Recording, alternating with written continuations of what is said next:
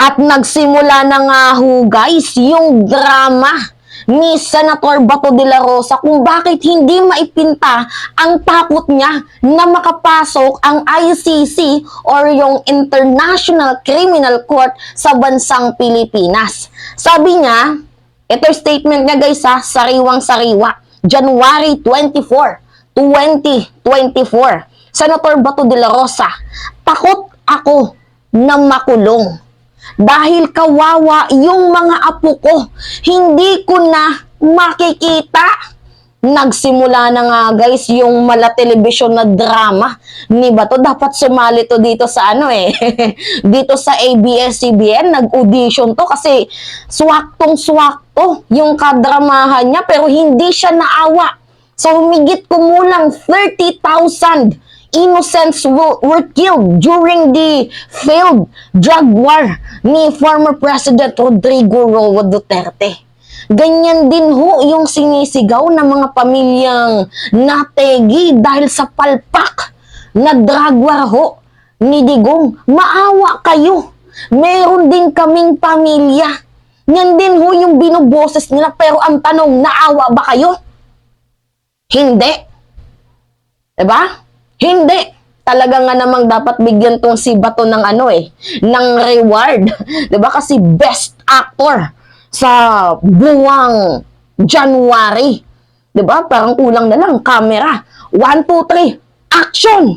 'Di ba? Kasi ganun si Bato Napaka double standard. Maawa kayo sa akin, maawa kayo sa pamilya ko. Hindi ko na makikita yung mga apo ko.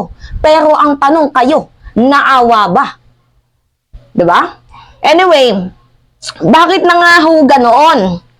Ano nga ba yung naging crucial role ni Bato de la Rosa during dito sa panahon ng palpak na drug war campaign nila ni Digong? So, bakit nga ba siya nadawit? Syempre, kanang kamay siya, diba, ni Kadigungan. Pero ano nga ba yung naging crucial role ni Senator Bato de la Rosa? Anyway, panoodin natin itong sinabi ni former Senator Antonio Trillanes, suwaktong-suwakto. Diba? Swak na swak. Panoodin nyo to guys At mayroon kayong makukuhang lesson dito. Sila yung nag-execute nung public policy ni Duterte to execute yung mga suspected drug users. Kung walang public policy pronouncement si Duterte, wala sanang EJK. Pero kung walang nag-implement nung public policy na yun, kasi that is an illegal order, di wala din dapat EJK. So, silang dalawa yung essential elements to the crime. No? Kita mo yung sa AFP nun. Nung sinasabi ni Duterte, umiikot siya sa iba't ibang kampo, hinihikayat niya yung mga sundalo na kumuha kayo ng mga dyan, sa mga nasa drug list, tapos kunin nyo, patayin nyo, akong bahala sa inyo. Every time, yun ang sinasabi niya, pero hindi sinunod ng mga sundalo. Kasi it's an illegal order, parang common sense sa mga sundalo yun. Teka, wala yun sa mandato namin. We're supposed to protect the people and the state. Nag-iisip. Pero itong mga pulis na gumawa nito, yung pala, nalaman natin, meron din palang reward money ito or parang bounty. No? Kada ulong pinapatay, merong cash equivalent. No? Tapos meron silang sistema ng pag-dispense nung reward money na yon para ma-encourage to keep on killing. Ganun ang nangyari. No? Okay, diba? Rinig nyo naman. Kasi guys, totoo yan. Ito, nabasa ko sa article na to kasi ganito yung nangyayari, diba? Pinag-utos ni Digong. Sige, tegi kayo dyan. As long as mga drug addict, pinag-utos niya yan sa kapulisan. Kaya nga, diba? Kung mapapansin nyo, meron ding mga pulis na planado na yung kanilang gagawin kasi nga mayroong reward. So, nung sinabi niya, sige, mantegi kayo, walang sumusunod. 'Di ba? Pero nung nagkaroon na ng reward, diyan na lumusob tong ibang mga kapulisan na mantegi ng mga kapwa Pilipino, ng mga maliliit, blue corner people. Alam niyo yun guys, yung mga minimum wage earner, construction worker, tricycle driver, 'di ba? Mga labandera, tindero, tindera, yan. Yan yung mga pinantitegi nila na mga planado na. Dahil nga yan, utos ni Kadigungan. Kasi merong hong public policy pronouncement itong si Digong. So ngayon, ang ginawa naman ni Bato, in-implement niya itong public policy pronouncement ni Kadigungan. Kaya literal na sila yung mga taong essential dito sa nangyaring palpak na war on drugs. Kaya ngayon, wag mo kaming aanuhan Bato na nagdadrama ka, na maawa kayo. Mayroon akong apo, hindi ko na sila makikita. Hindi nga kayo naawa sa mga pamilyang nategi. But anyway, ito guys, basahin natin. Special Report 2017 yan guys Police describe rewards. Stage crime scene Duterte's drug war. The Philippine police have received cash payment for executing drug suspect. Planted evidence at crime scene and carried out most of the killing they have long blamed on vigilantes, said two senior officers who are critical of President Rodrigo Duterte's on war on drugs. Kasi mayroon hong opisyal na parang hindi na masikmura itong mga eksenang ganap ni Digong kasi buhay din yan guys Hindi na nakatiis ni-reveal itong utos ni Kadigungan. Pero napaka-double standard no. Ang lakas mag-utos na tumegi ng mga gumagamit ng illegal na gamot or mga bawal na gamit, di ba? Yung mga droga.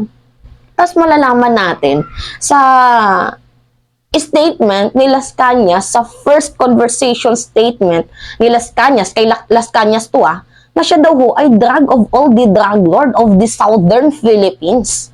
Mayroon hong 3 factory na pagawaan ng mga shabu and ine-export throughout the country. Diba double standard? And according din sa statement ni Arturo Las Cañas, nakaka-receive itong si Bato de la Rosa ng 50,000 per week at tagahatid ng mga dilihensyang pera.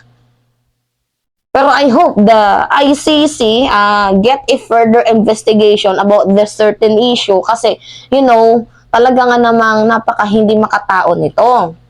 Nakakaloka naman kung ganon.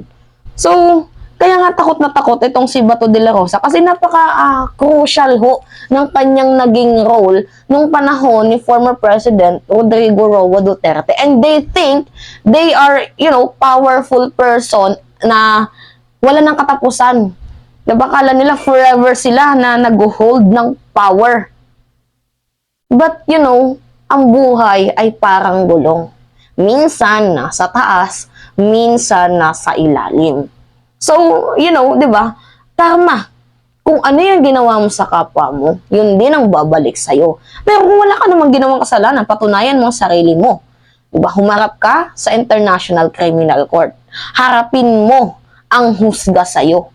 I-defend mo ang sarili mo kung totoong wala kang kasalanan. Kasi pag naputunayan na wala kang kasalanan, nandito naman kaming lahat sa side mo. Pero kung makasalanan ka, guys, hindi naman kami yung tipo ng tao na fanatiko sa isang politiko. Malamang at sa malamang, hindi ka namin bibigyan ng simpatsya. Kasi nga, makasalanang tao ka. Diba? Anyway, yun na nga, yung binitawang statement ni Bato. Takot ako na makulong dahil kawawa yung mga apo ko, hindi ko makikita. Talaga nga namang, diba, yung statement mo na yan, ganyan din yung gustong sabihin ng mga taong nategi. Maawa po kayo. May pamilya din kami. Meron akong anak na inuuwian. Meron akong kapatid na inuuwian. Pinapaaral ko pa yan. Kasi guys, ang daming choices para hindi umabot sa puntong garapalan. Kung drug addict, i-rehab mo. Diba? Bigyan ng second chance. Kapag hindi nadala sa second chance, forever in jail para naman nagkakaroon kahit papaano ng sa isip. Diba? Ng matinong pag-iisip na ay mali pala yung ginawa ko, nagkaroon ng realization. There are so many choices. But you choose, diba, to kill people. Yan tayo eh. Yan tayo. Gusto nyo, pag kayo okay lang. Tapos pag binaliksan nyo yung ginagawa nyo, nanggagalaiti din kayo sa galit. Abay, jutang gini na. Huwag tayong maglokohan dito. Anyway, yun lamang ho guys. At it's me again, si Mima Alicia nyo. At nagbabalik ulit para sa ating panibagong video.